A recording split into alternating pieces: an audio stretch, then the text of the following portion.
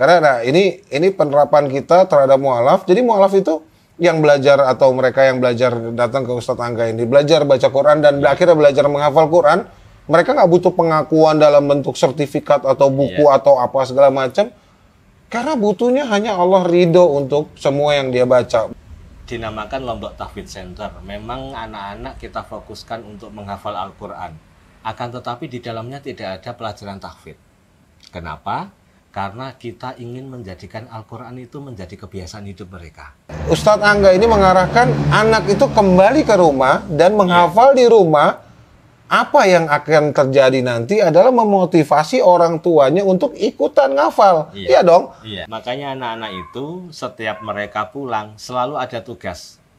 Tugasnya adalah? Tugas untuk keluarga, bersama keluarga. Yes. Apapun, apakah di dapur, apakah di saat mencuci. Ini adalah kehidupan sosial ya? Iya, kehidupan sosial. Bukan tugas untuk menghafal sekian ayat, tapi benar-benar tugas di rumah, kehidupan sosialnya dia. Iya, bagaimana melaksanakan Islam dalam kehidupan saat mereka di dalam rumah mereka masing-masing. Iya. Kalau kamu nggak ikhlas nyumbangin 50.000 atau 100.000, kamu mau nyumbangin 1 M, itu tarik ulur, nggak kesana-sana duitnya. Iya. Gitu loh.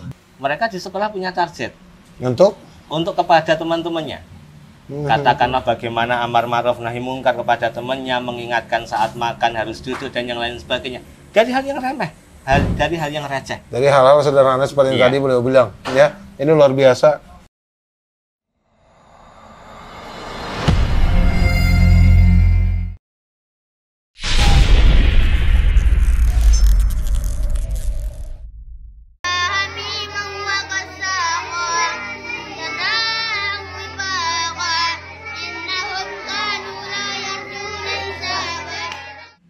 Bismillahirrahmanirrahim. Assalamualaikum warahmatullahi wabarakatuh. Nah, udah lama nggak live nih. Alhamdulillah, hari ini hari apa, Ustaz? Hari Selasa. Hari Selasa. Tanggal? Nggak tahu nih. Tanggal berapa nih? 15 Ramadan tahunnya ya? Iya. 15 Ramadan, 1442. Kalender Yahudinya kita nggak tahu ya. Nggak gajian, dah.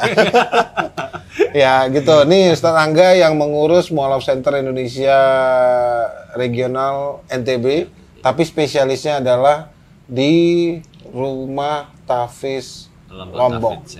Jadi Lombok Tahfidz Center. Lombok Tahfidz Center kita dirikan mulai 2018 ya. Setelah gempa Lombok. Adanya di KLU Kabupaten Lombok Utara. Di daerah Senaru, Desa Senaru. Jadi Dusun Pawangkarya itu di bawah kaki Gunung Rinjani langsung. Desa terakhir. Dan jalur pendakian ya? Iya. Jalur pendakian. Jadi kalau yang biasa naik gunung dan mungkin suka melewati jalur yang berbeda dari Rinjani, bisa coba dari Senaru. Lebih asik, lebih menantang. Pemandangannya insya Allah lebih cantik tuh. Itu yang keren. Nah, kita ada Lombok Tahfidz Center di sana. Nah, idenya gimana sih bisa bikin? Jadi sebenarnya gimana sih ide dasarnya sih bikin Lombok Tahfidz Center? Nah, itu kemarin waktu kita gempa itu kok, kebetulan kita sama teman-teman relawan itu kan di sana, ya kan, di sela-sela waktu relawan ini iseng-iseng awalnya kita panggil 1-2 anak-anak korban gempa ini. Anak-anak korban gempa yang dipanggil diajak ngaji. Kita kasih hafalan gitu kan. Ternyata kok masuk banget gitu. Anak-anak cepat menghafal. Cepat banget. Oke. Terus saat itu kita diskus sama teman-teman gimana gini. Oh, disambut sama para tokoh di sana. Oke, tokoh daerah berarti menyambut. Oke, ini anak-anak kami silahkan gitu ya. Silahkan. Disekolahkan di Lombok Tahfidz Center. Artinya mereka berjalan untuk menjadi penghafal Quran. Iya. Oke. Sekarang sudah berapa muridnya? 21 dan itu berjalan ya, maksudnya udah lulus, nanti tambah yang baru, lulus. Ya, dan itu sudah berjalan di tahun ketiga sekarang. Masuk tahun ketiga. Dan alhamdulillah selama ini nggak pernah open donasi ya untuk LTC Lombok Tahfidz Center karena saya pikir ini masih diolah oleh tim dari Mu'alaf Center NTB sendiri, dan alhamdulillah di perjalanan tahun ketiga ini kita rencana mulai mau punya bangunan permanen. Ya, karena selama ini kita masih ikut di nebeng kali ya, nebeng di halaman masjid. Iya. Jadi karena muridnya juga mulai meluas ya, jadi udah mulai bukan dari satu desa yang sama, mulai lintas kecamatan, dan kita mau arahkan lebih luas lagi, karena kenapa dibikin di Pulau Lombok? Nah, karena lebih mudah ya, kita mualaf yang dari NTT itu kita kirim ke Lombok kan lebih dekat jaraknya daripada harus dikirim ke Jawa, dan mualaf dari Bali juga mudah ke Lombok. Jadi Lombok itu di tengah-tengah, itu seperti base camp-nya Muslim ya. Jadi dari NTT bisa ke NTB, dari Bali pun mualafnya bisa ke NTB juga, jadi lebih gampang diakses. Dan saat ini mualaf sudah mulai masuk dari Jogja, juga. Nah, mulai dari Jawa nih. Nah, dari Jawa juga sudah mulai dikirim dari Jogja tadi untuk belajar di sana, dan mualaf itu mungkin baru ngirim anaknya kali ya, mungkin orang tuanya masih ya dilihat mungkin kelasnya belum cakap untuk dia belajar di situ, makanya. Ustadz Angga datang dengan, ayo kita bikin dalam bentuk bangunan yang lebih permanen. Artinya apa? Kita akan menerima orang lebih banyak lagi, dan mereka untuk belajar lebih nyaman, lebih cepat, lebih nyaman aja dulu ya. Kalau masalah lebih cepat atau enggak sih tergantung orangnya kan ya. Ya karena saat ini kan karena kondisi kita kan masih nebeng di halaman masjid ya. Sehingga kelas kita belum punya seperti itu. Iya, jadi semua belum ada pembatasan ya, semua masih terbatas. Iya, jadi masih seperti apa adanya lah, masih belum sampai ke proper sekolah ya. Iya. Jadi ya kita juga nggak menyebut diri kita sebagai sekolah, cuman kita bantu masyarakat untuk siapa yang mau jadi menghafal Quran, kita bantu untuk ngajarin. Sebenarnya ini juga basicnya juga. Tadinya mereka ini pengajar Quran ini door to door. Biasanya jadi Ustadz Angga ini tadinya mengelola dan menjadi tim di Pati. Jadi beliau membantu mualaf di daerah Pantura di Jawa Tengah ya. Iya. Jadi Demak, Pati, Kudus, Rembang di daerah-daerah situ. Nah, beliau sekarang sudah di sana. Nah, tim yang di Blora sekarang sering bermain ke Pati dan di Kudus dan sekitarnya Jepara. Beliau ini lebih ke arah mengajar mualaf, jadi benar-benar ya prakteknya kan sebenarnya mirip-mirip ya sama orang yang mau menghafal Quran. Jadi kita mengajar anak kecil sama seperti kita mengajar orang dewasa, kurang-kurang lebih. Nah, ini yang kita coba untuk terapkan. Jadi mengajar penghafal Quran tidak perlu sampai serumit itulah. Memang mungkin butuh sekolah, butuh lembaga. Tapi yang beberapa hari yang lalu, mungkin di Ramadan hari ke-9 apa ke-8, saya sempat nulis, ini bulan Ramadan, perbanyak baca Quran. Yeah. Sekarang udah tanggal 15, udah selesai tanggal 15, besok 16. So, bacaan kita udah sampai mana? Nggak usah dijawab. Jadi, ini juga saya selalu, saya kemarin tuh sempat bilang, kalau bacaanmu ya, hafalanmu tentang Quran, itu bukan untuk sesuatu untuk diberikan sertifikat gitu loh. Yeah. Karena kan kita Muslim ya. Yeah. Kita Muslim, ya masa sih setengah Quran aja kita nggak hafal gitu lah. Ya harusnya penuh sih, nggak boleh dikasih toleransi setengah juga. Gitu. Maksudnya kan harusnya penuh ya satu Quran. Itu pedoman kita. Gitu, iya kan? Gitu. Nah, jadi sebenarnya sih udah sewajarnya kita menghafal Quran, bukannya sih penghafal Quran tiba-tiba kita kasih kayak acara apalah wisudaan atau apaan kayak gitu-gitulah. Karena ini penerapan kita terhadap mualaf. Jadi mualaf itu yang belajar atau mereka yang belajar datang ke Ustadz Angga ini belajar baca Quran dan akhirnya belajar menghafal Quran, mereka nggak butuh pengakuan dalam bentuk sertifikat atau buku atau apa segala macam. Karena butuhnya hanya Allah ridho untuk semua yang dia baca. Butuhnya Allah itu bersepakat dengan apa ikhtiar yang dilakukan oleh manusia itu sih. Makanya pola asuh kita itu kan tidak seperti pondok pesantren pada umumnya. Pola asuh kita ini, memang lembaga ini dinamakan Lombok Tahfidz Center. Memang anak-anak kita fokuskan untuk menghafal Al-Quran. Akan tetapi di dalamnya tidak ada pelajaran tahfidz. Kenapa? Karena kita ingin menjadikan Al-Quran itu menjadi kebiasaan hidup mereka. Al-Quran menjadi kebiasaan hidup seorang muslim. Ya, sehingga Al-Quran ini mengiringi kehidupan mereka. Maka anak-anak ini menghafal Al-Qurannya itu mengikuti dengan ibadah mereka. Setiap habis sholat, mereka meluangkan waktu minimal 15 menit.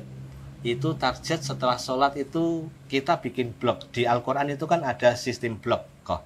Satu blok itu 3 baris sampai 4 baris.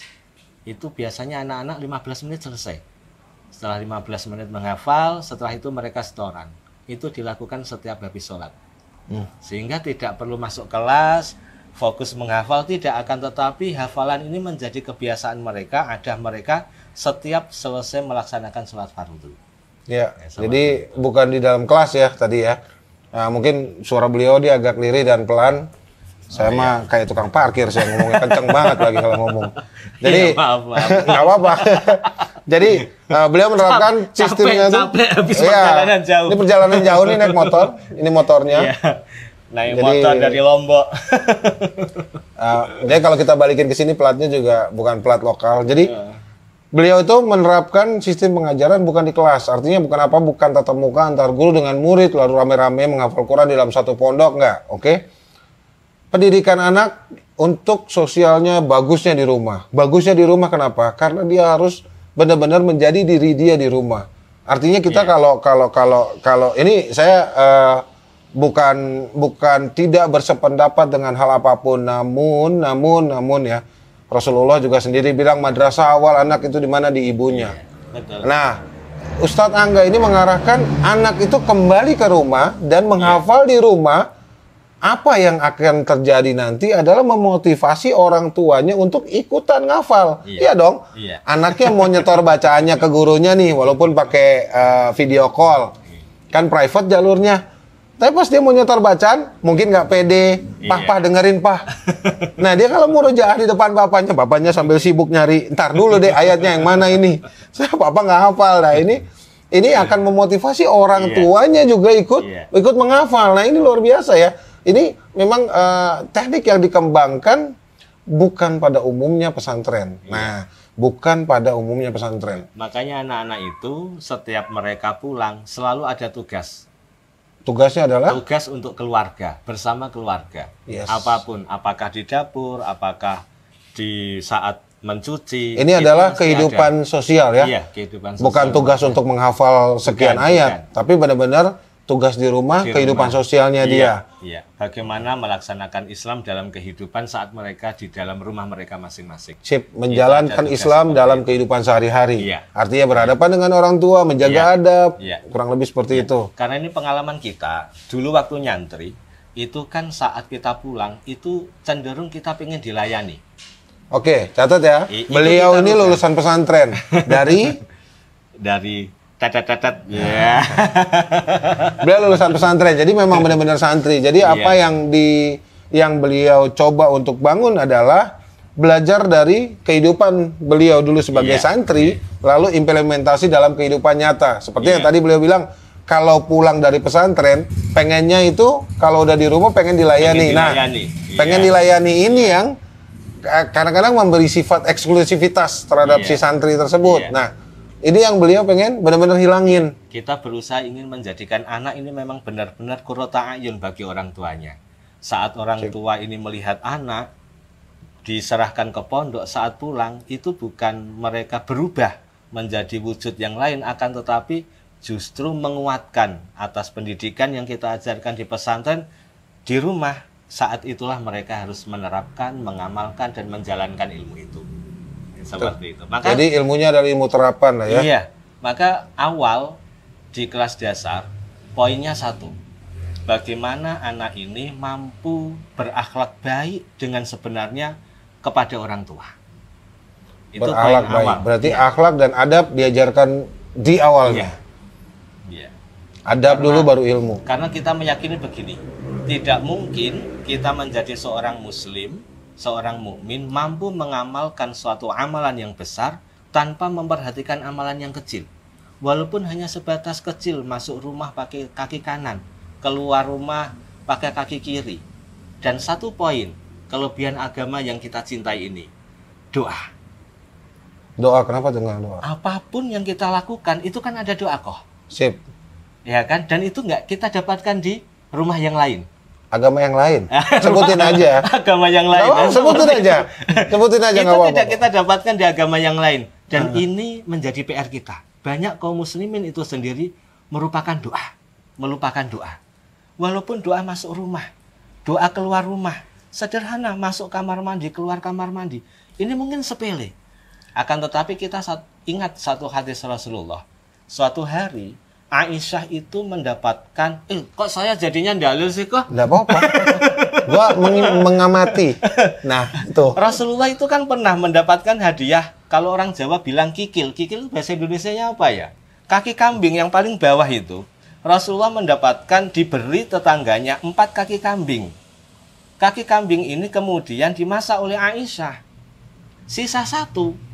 Kemudian Aisyah diperintahkan Rasulullah tambah kuahnya, berikan ke tetangganya. Rasulullah melihat mimik muka Aisyah itu agak kurang sukalah.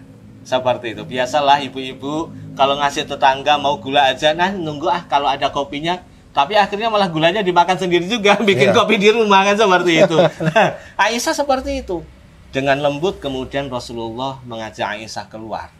Kemudian Rasulullah menunjuk gunung. Ya Aisyah, fangduril jibal. Al-jibalu yakunu murtafi'an birrimal. Aisyah, lihatlah ke gunung itu. Gunung itu bisa besar, bisa tinggi karena di dalamnya banyak terdapat kerikil. Maka secara syariat kita tidak bisa meninggalkan, bahkan melupakan kerikil-kerikil kecil ini. Ini menggambarkan amalan-amalan yang dianggap remeh oleh umat Islam. Di saat kita meremehkan amal yang kecil ini, jangan harap kita mampu mengamalkan sesuatu amalan yang lebih besar lagi. Seperti sebelum mengerjakan amal yang kabir, yang besar, mengerjakan yang kecil-kecil dulu. Nah, itu. Dan itu yang kita tandaskan kepada anak-anak kita. Walaupun hanya senyum, walaupun hanya masuk pakai kaki kanan, dan yang lain sebagainya. Precisely. Betul sekali. Nah, itulah yang terjadi si pemulung amal. Nah, pemulung amal berangkat dari situ. Mengerjakan amal-amal receh-receh. Iya, remeh-remeh. Ngerapiin sendal di masjid. Ya, pemulung amal tuh kerjaannya tuh. Matiin keran di tempat wudhu. Ya, ada sepele. Hal-hal sepele yang tadi Ustadz Angga bilang apa? Itu yang sering orang lupakan karena dia mengejar mungkin ngambil paket yang besar. Gitu. Nantilah tunggu saya punya duit 1 miliar, saya bangun masjid. Itu kotak amal nggak diisi gitu. Iya. Setiap Jumat gitu. Yang which mean mungkin Allah menitipkan 1 miliar, nggak 1 shot. Iya. Ternyata itu memang harus sedikit demi sedikit. Iya. Hari ini 10.000, besok 20.000, besok ada duit cepek, masukin cepek. Besok ada gocap, masukin gocap. Itu ternyata diolah dan dikumpul. Ternyata 10 seumur hidup kalau dia menabung ya istilahnya. Iya. Setiap Jumat 1 miliar juga dapat. Nah, itu yang tadi Ustadz Angga coba jelaskan. Nggak mungkin ini kamu mengejar amal yang benar-benar besar kalau kamu nggak mau mulai untuk mengerjakan yang kecil. Iya. Karena keikhlasan itu juga dibentuk dari yang kecil. Iya. Kalau kamu nggak ikhlas nyumbangin 50.000 atau 100.000, kamu mau nyumbangin 1 M, itu tarik ulur, nggak kesana-sana duitnya. Iya. Gitu loh. Nanti dulu udah punya 1 M, aduh lebihin dikit supaya saya ada pegangan. Ada lagi lebih 500 juta. Ini sayang banget nih, mau dikeluarin dulu Ya itu akhirnya nggak keluar-keluar. Tapi kalau dengan yang tadi beliau bilang, disumbangin dikit, terus ya amal-amal kecil yang terus di roll, terus dikerjakan, dan itu insya Allah akan menjadi besar. Dan kita bisa melatih keikhlasan hati kita. Hati di mana ya? Di sinilah, ini liver. Ya, ini kameranya mirror. Jadi begitu kita sudah terbiasa memberikan 5.000, lalu naik 10.000, lalu naik 20.000, lalu naik 50.000, lalu naik 100.000, sejuta. Dan pada saat kita punya duit 1 M kita keluarin, ya udah biasa aja. Iya. Nah, ini yang beliau coba untuk sampaikan. Dan ini yang kita coba terapkan di anak-anak Lombok Tahfidz Center. Kita coba untuk mengajarkan mereka bukan cuman memang menghafal Quran adalah namanya Lombok Tahfidz Center. Mengajar Quran adalah primary, adalah adalah topik yang utama yang kita ajarkan. Namun di belakang itu semua, di samping itu semua, bukan di belakang, samping itu semua, kita mengajarkan yang tadi adab dan akhlak. Yang pertama beliau bilang. Yang kedua adalah membiasakan anak mengerjakan amal-amal kecil. Artinya gini, orang kadang-kadang nanya loh ke saya nih Ustaz. Nanya ke saya di sosmed, nanya, kok gimana sih bisa ikhlas nganu. Saya bilang, Pak, setiap Jumat dulu deh, cobain gitu kan. Nyobain. Ini ceritanya bukan bulan Ramadan ya. Kalau bulan Ramadan nanti ceritanya habis maghrib. Ke warteg dulu ya kan, habis maghrib, deket maghrib lah ke warteg, beli es kelapa segala macam kan. Siapin aja depan masjid. Beli kurma 1 dus tuh yang 3 kilo. Taruh aja situ, halal. Ambil sampai habis. Nah biasakan. Kalau nggak terbiasa, oke nggak bisa beli itu kurma aja dulu. Nggak bisa sekilo dulu. Nggak bisa beli mineral 1 dus. Dah. Apapun. Kalau nggak terbiasa. Tadi yang seperti yang beliau sampaikan ini cuma analogi aja. Jadi kalau ada yang nanya hal yang sama, gimana caranya supaya kalian bisa melatih keikhlasan diri kalian? Belajar dari hal-hal yang kecil seperti yang beliau bilang. Menyicil. Lalu membiasakan hati kita. Hati kita sudah terbiasa ikhlas, kita gampang nanti melakukan hal yang besar. Insya Allah seperti itu. Dulu, awal-awal, itu banyak santri, walinya bahkan yang kaget. Kenapa? Karena hampir 5 bulan, santri masih itu nggak menghafal Quran kok.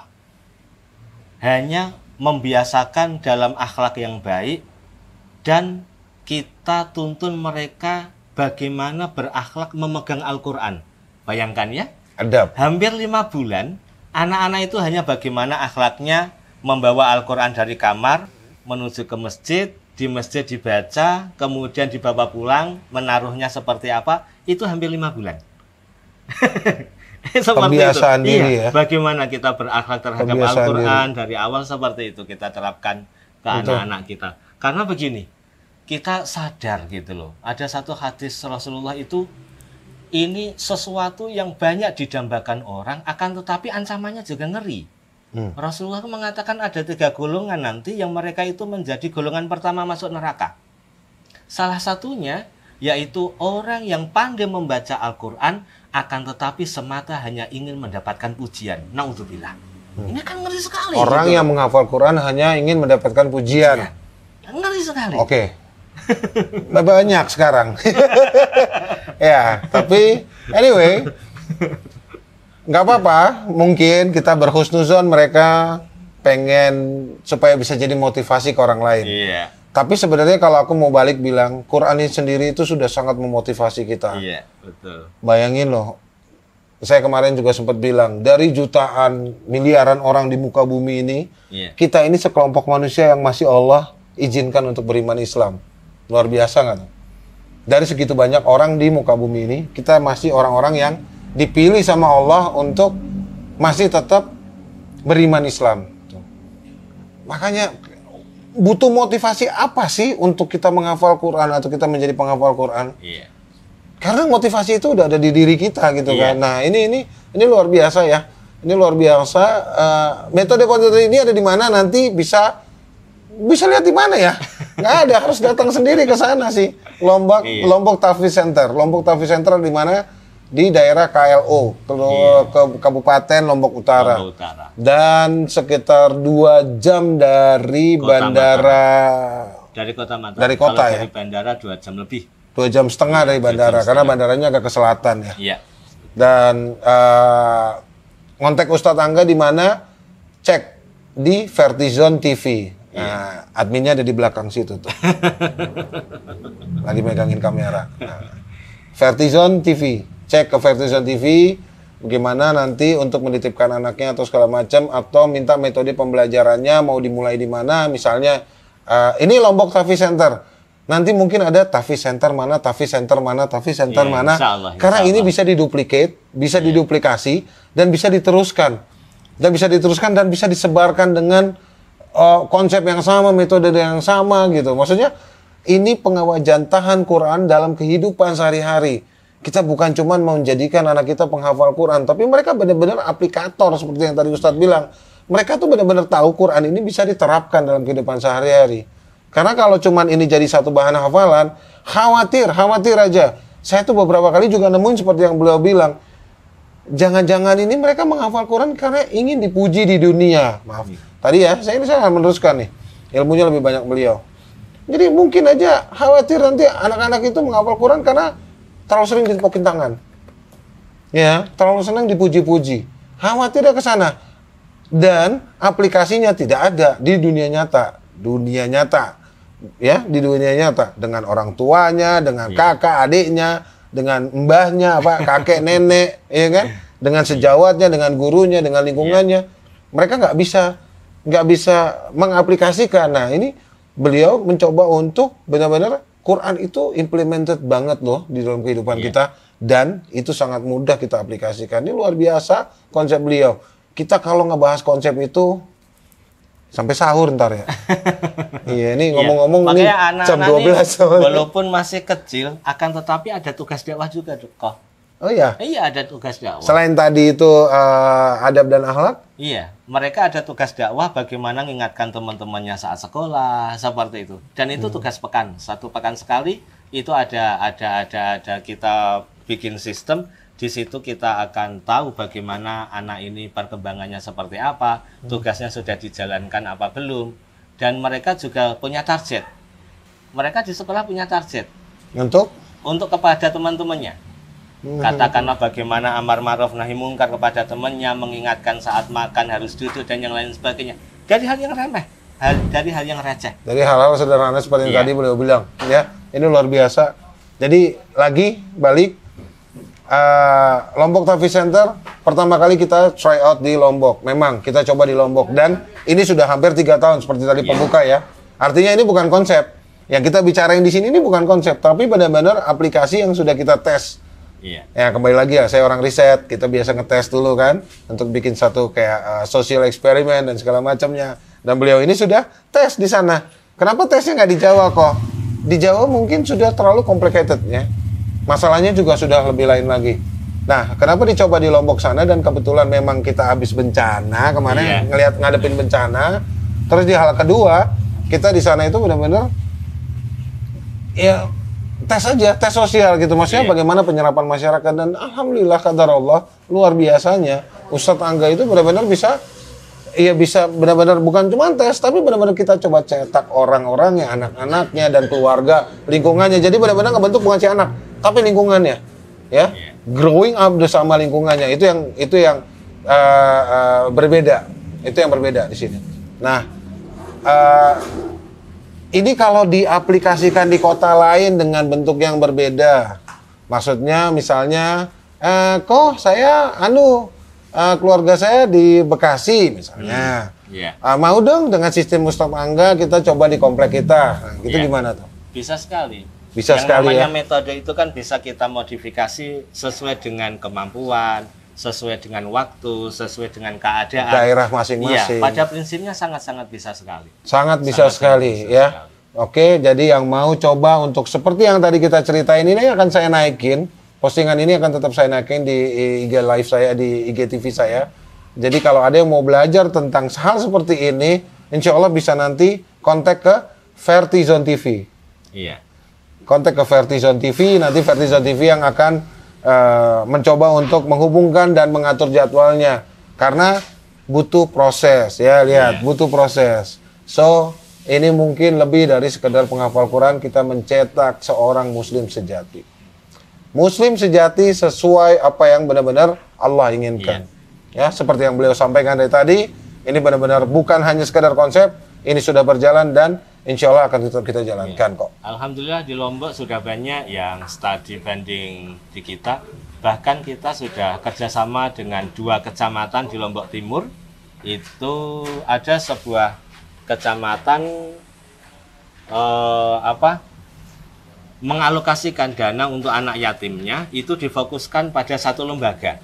Kemudian gurunya belajar bersama kita bagaimana untuk mengasuh anak-anak yatim itu supaya bisa menghafal Al-Quran, tapi tetap nyaman, tetap happy, tetap tidak menghilangkan fitrah dia sebagai seorang anak yang suka bermain dan suka bercanda. Sip. Jadi anak tetap menjadi anak, tidak hilang ya. Identitas anaknya benar-benar nggak kemana-mana. Anak-anak akan tetap menjadi anak-anak. Dan ya oke. mungkin itu yang bisa kita bagi ya. Mungkin kalau konsepnya dijabarin semua benar-benar habis waktunya. Ini nanti semua pertanyaan yang udah roll up, saya akan coba jawabin. Lagi tadi kontaknya silakan ke Vertizon TV atau Ustadz Angga tuh ada di Pembina nggak ya di website? Belum masuk. Ya nanti kalau enggak saya akan coba bikin di website di mualaf.com/pembina ada di profil saya. Saya akan masukin Lombok Tahfiz Center. Nanti di situ ada Ustadz Angga, kontaknya ada di situ. Beliau stay-nya di mana? Di Lombok. Sekarang di mana? Di Semarang. Di Semarang. Ya, ini Lombok ke Semarang naik motor. Aduh. Buka puasa, makanya tak siapin kurma yang banyak tuh sama air zam-zam. Yo, habisin dah. Buat refill tenaga. Ini besok cus. Ntar malam ya? Apa besok? Besok pagi dah. Besok pagi udah cus lagi. Wah, ini luar biasa, Masya Allah ini. Ya, dan itu selamat jalan juga. Jadi perjalanannya jauh. Semoga nanti di sepanjang jalan Amin. Kita bisa coba sharing ya, coba berbagi ini. Dan ini benar-benar kita mau bikin ini sebagai kurang lebih amal jariah yang kita coba bangun. Gimana ini ilmu yang bermanfaat ini bisa teraplikasi dan terduplikasi di tempat manapun juga. Ya, di tempat manapun juga. Maksudnya bukan hanya di Lombok, bukan hanya di Semarang, bukan hanya di Jakarta, tapi dimanapun juga kalian bisa implementasikan. Kalian bisa mendidik lingkungan tahfiz. Di orang-orang yang benar-benar menjalankan apa yang diperintahkan Quran. Selain anak-anaknya menjadi pengajar, ini luar biasa loh. Ini lingkungan yang sangat ideal untuk seorang muslim tinggal. Di mana anak-anak mereka sebagai penghafal Quran. Dan mereka berkehidupan sosial sesuai dengan apa yang Allah perintahkan. Sesuai dengan yang ada tulis di dalam Quran. Itu lingkungan yang benar-benar kondusif dan sangat sehat. Artinya anak-anak nggak akan nakal, nggak akan apa dan segala macam. Orang-orang yang lingkungannya akan sehat, kejahatan akan menurun. Dan itu luar biasa ya. Nah, ini mungkin proyek ini terlalu besar lah untuk di bayangan kami itu. Proyek ini gede banget. Nah, kita butuh muslim di sekitar kita atau